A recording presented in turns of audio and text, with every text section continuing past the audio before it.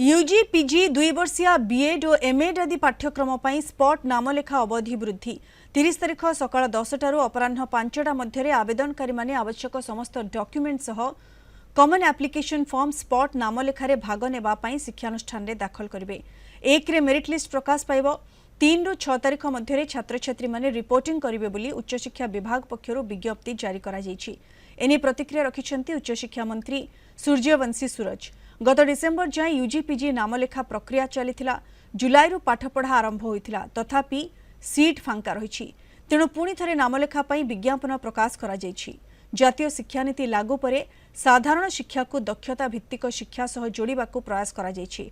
जातीय शिक्षानीति अनुसार जेकोसी पाठ पढ़िले भी दक्षता हासिल करिपारिबे छात्र छात्री।